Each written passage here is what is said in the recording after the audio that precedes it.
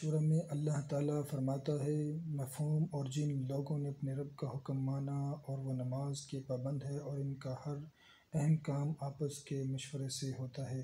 حدیث نبوی صلی اللہ تعالیٰ علیہ وسلم میں بھی مشورے کی اہمیت و عافیت ذکر کی گئی ہے۔ حضرت ابو ہریرہ رضی اللہ تعالیٰ عنہ سے روایت ہے، میں نے کبھی رسول اللہ صلی اللہ علیہ وسلم کے مقابلے میں کسی کو نہیں دیکھا جو اپنے اصحاب رضی اللہ تعالیٰ عنہ سے کثرت سے مشورہ کرتا ہو۔ حضرت عائشہ رضی اللہ تعالیٰ عنہ فرماتی ہیں، میں نے کسی آدمی کو رسول اللہ صلی اللہ علیہ وسلم کے مقابلے میں لوگوں سے زیادہ مشورہ کرنے والا نہیں دیکھا۔ حضرت انس بن مالک رضی اللہ تعالیٰ عنہ فرماتے ہیں، رسول اللہ صلی اللہ علیہ وسلم نے غزوہ بدر کے دن لوگوں سے مشورہ فرمایا۔ حضرت عبداللہ بن عمر رضی اللہ تعالیٰ عنہ سے روایت ہے، حضرت ابوبکر صدیق رضی اللہ تعالیٰ عنہ حضرت عمر بن عاص کی طرف یہ لکھ کر بھیجا کہ رسول اللہ صلی اللہ تعالیٰ علیہ وسلم جنگ کے معاملے میں مشاورت فرماتے تھے، تو آپ صلی اللہ علیہ وسلم بھی ایسا کرنا ضروری ہے۔ آپ رضی اللہ تعالیٰ عنہ بھی ایسا کرنا ضروری ہے۔